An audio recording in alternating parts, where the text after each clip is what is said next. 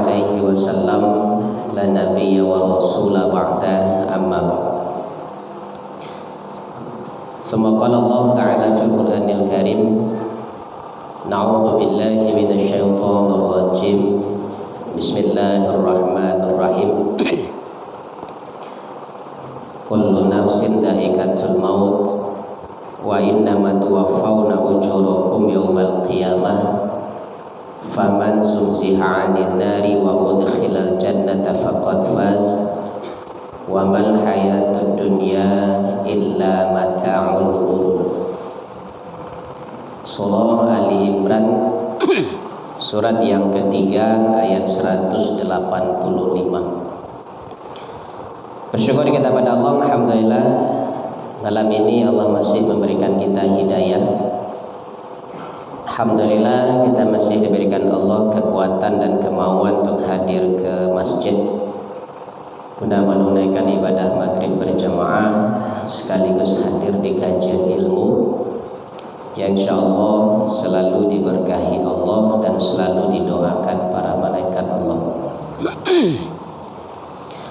Salawat dan salam kita doakan kepada Allah semoga selalu dilimpahkan pada junjungan kita Habibullah Muhammad sallallahu alaihi wasallam. Allahumma shalli ala sayyidina Muhammad wa ala ali sayyidina Muhammad. Bapak sidang jamaah pada maghrib rahimakumullah. Alhamdulillah malam ini kita kutip satu ayat di dalam surah Ali Imran surat yang ketiga di ayat 185. Kata Allah, kullu nafsin dha'iqatul maut. Setiap yang bernafas pasti akan mengalami kematian. Di al-maut itu sendiri Ibu apa? Itu termasuk juga makhluk Allah yang sama dengan kita. Kata Allah dalam surah Al-Mulk surat 67 ayat 2, alladzi khalaqal mauta wal hayata. Allah menciptakan mati dan hidup. Kalau Allah menciptakan mati berarti mati itu ciptaan Allah. Segala sesuatu ciptaan Allah itu bahasanya disebut makhluk. Jadi mati itu juga makhluk Allah. Nanti di akhirat itu juga nanti dibinasakan Allah. Jadi Bapak sampai saat kini, sampai detik ini al-maut itu mencari awak. Sampai saat kini al-maut itu mencari awak. Kau dalam basuh selegonya Ibu. Ya Pak. Basuh selesai Bapak. Jadi tidak ada istilahnya manusia yang mencari mati, tapi mati yang mencari manusia. Ini kalau ada orang menyebut pajak aku cari mati macam nado gitu, banyak takut lu tuh. Yang jale mati yang mencari awak. Kalau lah basuh dek mati, selesai itu Bapak. Ya awak yang kini yang masih ada di masjid kan yang tangka-tangka kalau mas sobok lah. Nah setiap dicarinya tak sobok je dah. Awak sobok selesai itu. Kemudian kata Allah, al-maut itu dha'iqah. Kullu nafsin dha'iqatul maut. Jadi mati itu dha'iqah, ada rasa. Jadi mati itu punya rasa Ibu. Jadi kalau Ibu ni rasa apa ni rasa apa nanti matinya pasallah dari gini. Ni rasa apa gitu. Karena mati itu ada rasa. Dha'iqah kata Allah. Dan rasa itu yang kita rasakan nanti di saat akan mati. Dan itu taraso nanti Ibu Bapak. Jadi pilihan rasanya cuma dua. Sakit, senang. Nah, ini pasan apa ya Ibu? Pak, ini rasa apa gitu. Pasan. Kalau lah Ibu apa pasan sementara Ibu nyala di order kan. Dari mana Allah mengatakan mati dengan rasa sakit itu? Di dalam surah Al-Anfal. Al-Anfal surah yang ke-8 ayat 50. Walau taro idil kafirina kata Allah. Alangkah ngerinya kalau seandainya kalian mampu melihat orang-orang yang kafir itu di saat dimatikan, kata Allah. Alangkah ngerinya kalau bisa mencelik ba'a proses kematian orang-orang kafir itu. Kata Allah, al malaikatu yadribuna wujuhahum wa adbarahum. Malaikat menampar-nampar wajahnya pada saat sakarat. Dihantam punggungnya, dilangkang kepalanya ibu saatnya sakarat. Dihantam, ditampak-tampak wajah. Kenapa? Karena disuruh keluar ruhnya dan mau keluar, makanya ditampak dia malaikat. Al malaikatu yadribuna, memukul-mukul wajahnya. Disuruh keluar dan mau keluar, ditampak-tampak dan jenamua, dihantam punggungnya dan jenamua, ditokok kepalanya dan jenamua, ujung-ujungnya nanti ibu apa? Dicabut lagi. Dipanggil malaikat yang bertugas sebagai pencabut. Nah, disitulah sumpah Allah dalam surah An-Nazi'at ayat 1. Wan nazi'ati gharqa. Demi malaikat-malaikat yang mencabut nyawa manusia dengan kasar. Karena begitulah disuruh keluar dan amuk, makanya dicabut ini. Kalau seandainya awak nanti sakarat tiba-tiba kalau disuruh keluar dari malaikat capek setelah keluarnya ada-ada. Kan ditampak begitu, Pak. Kan itu aja. Apa yang terjadi dan berlaku saat sakarat bagi orang kafir kita tidak bisa mencari, tapi pada saat mereka sakarat kita bisa melihat. Tapi yang mereka alami selama sakarat kita tidak bisa mencari. Itu Allah jelaskan dalam surah Al-Waqi'ah itu, surat yang ke-56 ayat 83, 84, 85. Falaula idza balagatil hulqum, kata Allah. Kalian tidak mampu mencegah ketika ruh itulah sampai di tenggorokan. Wa antum hina izin tanzurun. Kalian bisa menceliknya sekarat, kata Allah. Wa nahnu aqrabu ilaihi minkum walakin la tubsirun. Tapi kami lebih sangat dekat kepada mereka dan kalian tidak bisa pernah melihat apa yang terjadi kepada mereka yang sekarat. Yang kau celik senang-senang sih, buat tenang sih, nyano sih gitu. Tapi bisa jadi saat itu malaikat menampar-nampar wajahnya. Nah, sakitnya ketika dicabut itu, kata Allah, dijelaskan dalam surah Al-Qiyamah surat yang ke-75 ayat 29. Wal taffatis saqu bisaqi, kata Allah. Dan manahan sakit ketika ruh itu dicabut paso sampai-sampai batamu batih suwuk jo batih kidanyo ibu. Jadi kan apa tuh? Maragang badan, mengadik-ngadian badan ketika ruh itu dicabut. Sakitnya luar biasa, diluruhan badan, diragang badan kok kalau hilang, tapi tetap sakitnya model itu. Dicabut, tapi dengan lambek-lambek itu. Tidak sekali sentak, kalau sekali sentak tidak terasa sakit. Nah, posisi keadaan ruh orang yang kafir dicabut, kata Nabi dalam hadis Muslim, seperti batang ranting kayu yang berduri dibalui jo kape kemudian dirangguian keluar.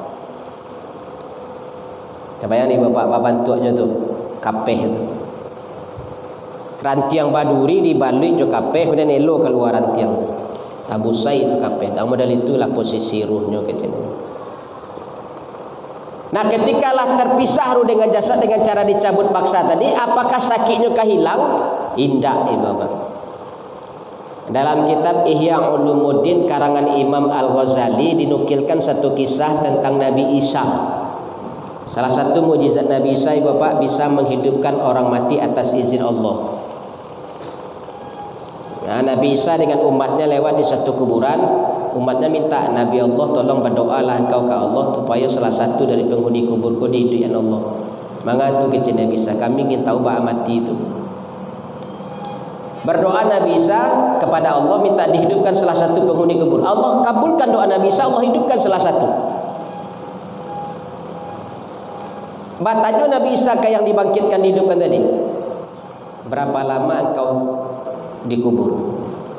Saya sudah dikubur di tempat ini selama 500 tahun.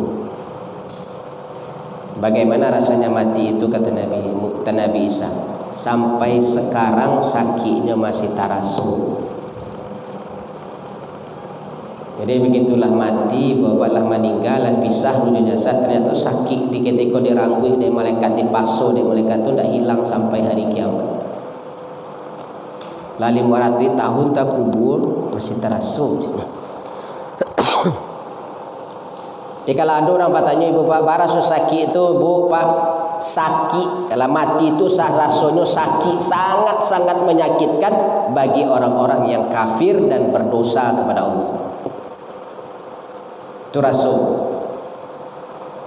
Kalau taluk dia ibu masan rasul iko rasul lah. Oh iko nak manga mi narako do pak. Mi narako level 30 pun sakitnya pak, angeknya paling setengah jamnya.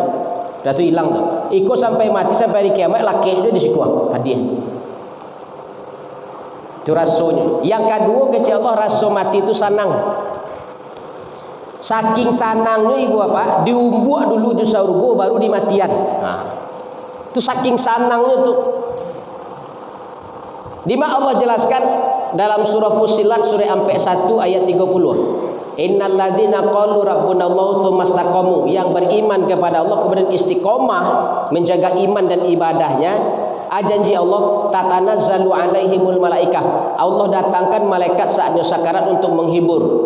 Kecil malaikat ke yang kesakarat, Allah takhafu wa la tahzanu, jangan takut oleh pak bu, jangan cameh lo mati kau sanang, kecil malaikat. Wa absyiru bil jannati allati kuntum tu'adun, calian sarugo ka inyo kecil Allah baru matikan. Dia bantu awak melalui anak ketek ibu. Ibu ketika melalui anak ketek, kini nak mungkin nak ada ibu anak ketek, anak cucu ketek lain. Ketika melalui cucu tu bau buat nak ibu. Ketika melalui anak ketek atau cucu itu bau buat nak. Badendangkan, banyanyian, baselawatan, bagoyang-goyangan Tuhan. Supaya dia bisa lalu. Diumbuk dulu mahkota lalu. Nah sama nanti orang yang beriman kata Allah istiqomah dengan imannya, kamati saja diumbuk dulu di surga baru mati. Nah kan sanang tiba apa? Sanang. Kadang kata Rasulullah ketika malaikat masuk ke jasad awak ingin mencabut ruh awak, masuk dari kaki ditulak dari kaki, masuk dari tangan ditulak dari tangan, masuk dari kepala ditulak dari kepala. Mengadu ke Allah, bacanya kami bisa masuk, aku ditulak kami. Kecil Allah calian saya sarugo baru mati. Jadi diumbuk dulu di surga. Berarti kalau ada orang bertanya ibu pak, rasul mati itu sanang, sangat sanang, bahkan diumbuk dulu di surga baru ke mati. Nah, kalau tidak percaya kita kena cubalah ya. Kalau ingin mencuba je ibu. Nah, tapi kalau lah dicuba ibu bapak, tak bisa balik lagi. Jadi kata Allah za'iqah, mati itu ada rasul. Ada rasanya sakit, ada rasanya sanang. Nah ibu bapak dia rasul yang mah pasanlah mulai dari kini. Karena itu pasti terjadi, pilihannya cuma itu. Tidak ada rasul lain itu, pilihannya cuma dua rasul itu, rasul sakit dan rasul sanang. Karena Allah sudah jelaskan. Nanti ini kita pilih. Makanya selagi awak hidup di dunia gue ibu bapak, awak pasti dicari dan mati. Pasti dicari. Meskipun awak menyuruh kecil Allah di dalam benteng yang kokoh fi burujin musayyadah, tetap kalaulah mati itu mencari awak basuo, pasti mati. Jadi bukan awak yang mencari mati, tapi mati yang terus mencari awak. Sampai detik ini mati masih mencari kita ibu. Yang siapkan diri awak, kalau sempat basobo, selesai itu. Nah sebelum basuh kau persiapkanlah diri kita. Pasanlah capek rasu apa kita nyo saat mati itu tiba. Kemudian kata Allah, wa inna ma tuwaffawna ujurakum yaumal qiyamah. Nanti di hari kiamat Allah sempurnakan balasan amal awak. Kondisi amal awak nanti di akhirat itu tiga nih bapak. Ada yang bertambah-tambah taruh amalnya, ada yang berkurang-kurang taruh, bahkan ada yang habis sama sekali. Nanti ketika kita bertanya dari mana tambahan amalku ya Allah, ampun nak pernah mengerajukan amal sebanyak kau dapat setambahan. Ini dari orang-orang yang pernah menzolimimu gitu. Jadi hebatnya mahsyar itu kata Rasulullah di hadis Muslim ibu bapak. Nanti ketika awak di mahsyar kan puluhan ribu tahun tuh 50.000 tahun di mahsyar dengan kondisi matahari sejangka dari ubun-ubun. Nanti ada manusia yang sibuk mencari kawannya ibu. Jadi ada orang yang sibuk mencari seseorang, kata Nabi, miliaran banyak orang di masa itu dicarinya cik-cik itu, dicaliknya wajah orang cik-cik. Bahkan sampai puluhan ribu tahunnya mencari itu. Nah begitu basuo dia ibu bapak, nak tanggung kadang hatinya de baso bojo ambo ibu lah sekian puluh ribu tahun ambo mencari ibu. Mangatu kecewa gini. Ambo dulu pernah menggunjingan ibu. Kini ambil lah amal ambo ko. Anak keloknya tu ibu. Antah hello, antah bodoh, antah banak tahu dah. Kenapa? Kanunya dulu menggunjingan orang. Jadi kalau ada orang yang memfitnah ibu, yang menggunjingan ibu, yang memburu-buruan ibu, yang buru-buruan apa nanti di laporan di orang kawa. Bu, pak, apa ibu bergunjang orang situ? Ibu sini dipotanya apa nyebutan buru ibu apa sesabinya. Aja dicari oleh ibu. Tak usah dicari pak. Kenapa? Nantinya mencari awak. Nyo akan mencari awak begitu basobuk dia genyo amal nyo kawak. Ku amal ambo ambil lah ibu, ambil lah pak batu ambo dulu memakai CN buru apa sedulu di dunia. Ambo memfitnah apa sedulu kerajaan, ambo madu domba apa sejibuk dulu. Dicari awak tu. Jadi dan jadi gini. Walaupun ditunjuk orang lima tapi kena tu dilapau tu sedang sing mau tani ibu saya mau buru-buruan. Aja dituri dulu lah. Kalau dituri baca cekak aku sama dengan jadinya bis. Abian selainya nanti mencari awak di mahsyar. Barang kain lo orang tiba kini awak di paburu-burunya bisa awak dicarinya sibuknya mencari awak hanya untuk bagian amalnya saja tak ada kayak balasan. Itu seorang orang baru tiba. Aku sekampung orang di paburuannya pak. Abaralah kesibuknya bisa tu paniknya tu. Latihannya mencari orang. Setiap orang yang dicari itu dia gini amalnya. Dapat beku dia gini amalnya. Hanya tak tahu bah amal kondisi amalnya nanti dah. Begitu dicaliknya lah selesai orang dicari sadanya calik amalnya lah habis. Jadi nanti di akhirat itu semuanya Allah sempurnakan. Hati-hati wahai bapak. Makanya yang pernah memfitnah orang apa gunjang orang hati-hati awak pasti mencari orang tu nanti di mahsyar untuk bagian amal saja tu. Itulah kondisinya orang di mahsyar kata Nabi. Jadi kalau ada orang yang memfitnah awak, menggunjang-gunjangan awak, memburu-buruan awak, maino-ino awak, biasalah ibu. Ini pasti nanti mencari awak di akhirat. Di semuanya akan Allah sempurnakan pada saat dimatikan. Termasuk salah satunya ibu bapak kata Nabi doa.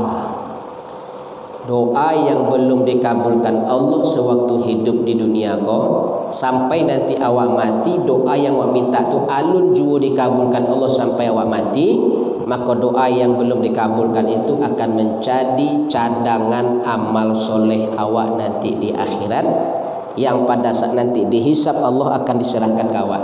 Bu, pak, kau punya ibu. Dari mana tu?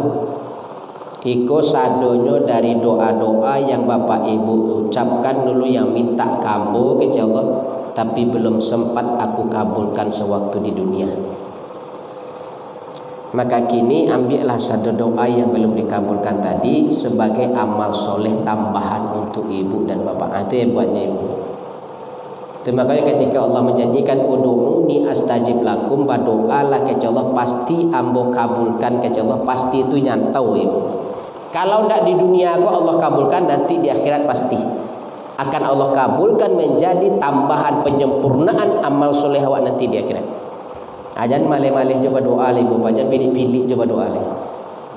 Kadang orang sudah sembahyang salam kanan salam kidal, baca astagfirullah 3 kali itu tintiang selari dulu. Rugi itu. Apalah bosan berdoa saat itu kain lan bara lamu mau minta nak dikabulkan doh. Kalau tidak di dunia dikabulkan Allah nanti di akhirat. Pastinya Allah tu nak sama je pastinya awak, pasti awak masih bisa goyang. Tapi kalau pasti Allah itu ternyata benar. Nah di dunia nanti kata Nabi, di akhirat Allah kabulkan. Nama kau berdoa lah ibu. Dia hati-hati kata Nabi, jangan sembarangan ngomong. Kalau ndak jaleh ujung pangkal berita masalah kau jangan disebarluaskan. Kalaupun itu nyato keburukan itu wak baca wak sebarluaskan, itu namanya hibah. Tapi kalau ndak nyato sama sekali dibuik-buik saja, jatuhnya ke fitnah. Jadi batu bananya jadi gibah. Kalau indak jadi fitnah. Jadi ndak ada elok tu. Ini ndak usah kedua-duanya. Maka kata Nabi, kalau ndak ada rasanya akan diucapkan yang baik-baik, lebih rancak diam. Daripada sibuk awak mencari orang tu. Dah duduk di situ si A dia pakai can, duduk di situ si A je dia pakai can. Habis kau pindah kalau kau si B tu di paburan ni. Sabara banyak orang nang kawak gunjangan, sabara sibuklah awak besok mencari orang tu nanti ibu. Allah tu berhentilah sampai sekolah aja menggunjang-gunjang je lah ibu. Allah tu. Jadi orang tersibuk awak besok, Nabi sibuk mencari umatnya, awak sibuk mencari orang yang awak gunjangan. Kan berbeda sejadinya ibu. Kemudian kata Allah, "Faman zuhziha 'anil nari wa udkhilal jannata faqad faz." Nanti Allah akan memasukkan orang-orang ke dalam surga itu hanya orang-orang yang menang, faz. Faza yafuzu fauzan, hanya orang-orang yang juara. Jadi yang masuk ke surga itu bisa ibu bapak hanya orang yang juara, bukan orang yang kalah. Di mana Allah jelaskan ini dalam surah Al-Hasyr, surah ke-59 ayat 20. Itu paling laku ayatnya dalam surat dibaca. La yastawi ashabun nari wa ashabul jannah. Tidak sama nanti jumlah penduduk neraka dibandingkan dengan jumlah penduduk surga gitu. Tidak sama. La yastawi, tidak sama antara jumlah penduduk neraka dibandingkan dengan jumlah penduduk surga. Ingat nih Bapak, sifat ayat Allah, apapun yang Allah sebutkan pertama kali itu memiliki nilai lebih. Kalau Allah menyebutkan sesuatu di ayat itu pertama kali disebutkan Allah, berarti dia memiliki nilai lebih. Coba lihat surah Al-Insan Bapak. Ayat 8, ayat 9, ayat 10. Ada orang nanti di akhirat tu wajahnya berseri bercahaya. Apa amalnya kata Allah? Mereka memberi makan kepada miskina wa yatima wa sururu. Mereka memberi makan kepada orang miskin, anak yatim dan tahanan perang. Maya Allah sabit dulu orang miskin. Yang kedua anak yatim. Berarti orang miskin kau lebih banyak daripada anak yatim. Dan anak yatim jumlahnya pun lebih banyak daripada tahanan perang. Di sini Allah sebut la yastawi ashabun nari wa ashabul jannah. Tidak sama nanti jumlah penduduk neraka daripada jumlah penduduk surga. Allah sebutkan pertama kali neraka. Berarti neraka memiliki nilai lebih. Berarti mana banyak jumlah penduduk neraka daripada surga besok ibu bapak? Kalau dari ayat ini yang banyak pak? Banyak besok penduduk neraka daripada surga. Apa sambungan ayat kata Allah? Ashabul jannati humul faizun. Yang menjadi penduduk surga itu hanya yang juara. Juara kok banyak atau seketek ibu bapak? Yang diakui juara berapa? 3. Juara 1, juara 2, juara 3. Itu yang juaranya. Kalau juara harapan bapak, oh juara harapan tu dia kan hadiah panitia belabih saja, hadiah aro-aronya pak. Nah, dia juara harapan 1, harapan 2, harapan 3, dia kan apa hadiah belabih. Tapi yang tetap diakui juara itu hanya 3, juara 1, juara 2, juara 3. Nah, kata Allah yang menjadi penduduk surga itu hanya yang juara. Yang kalah neraka. Apa buktinya ibu? Yang nampak di mata salah buktinya. Kini jumlah penduduk dunia itu tercatat di sensus dunia Di akhir tahun 2021 jumlah penduduk dunia tercatat 7 miliar. Dari 7 miliar itu hanya 2 miliar yang Islam. Yang 5 miliar kafir. Yang kafir 5 miliar lah pasti kan neraka gitu. Ya Pak. Pasti kan. Yang 2 miliar oh lu tantu lu kan 2 miliar masuk surga le Pak. Yang Islam 2 miliar tu lu tantu sadu masuk surga. Aduh Islamnya yang di KTP senyo. Islam lain semayang indah. Ada yang Islam fasik, ada yang Islam munafik, ada yang Islam musyrik, semayang lain, puasa lain, yang syirik di karajojo ada. Nah, itu nak masuk surga tu doh. Taruhlah dari 2 miliar tadi setengah yang masuknya. Acu gabungan ni Bapak. Yang 5 miliar kafir tambah 1 miliar lagi orang Islam yang tak akan masuk surga. 6 miliar yang ke neraka, cuma 1 miliar yang ke surga. Coba bayangkan ni Bapak. Berarti jumlah penduduk surga lebih sakit. Kenapa? Yang masuk surga tu yang manang-manang senyo kecau. Kalau awak faham jumlah penduduk surga lebih sakit dari neraka, maka ambillah bahagian supaya awak masuk ke yang sakit itu ibu Bapak. Awak yang datang kini ke masjid ke ibu Bapak, yang duduk mendengarkan pengajian ke, itulah seleksi penduduk surga Bapak. Bara banyak warga awak di sekitar masjid Al-Hijrah ke ibu Pak. Bara banyaknya Pak. Oh nak tahu Ustaz. Nak pandang-pandang dah awak dah. Bara kupon daging patang kau. Itu salah Pak.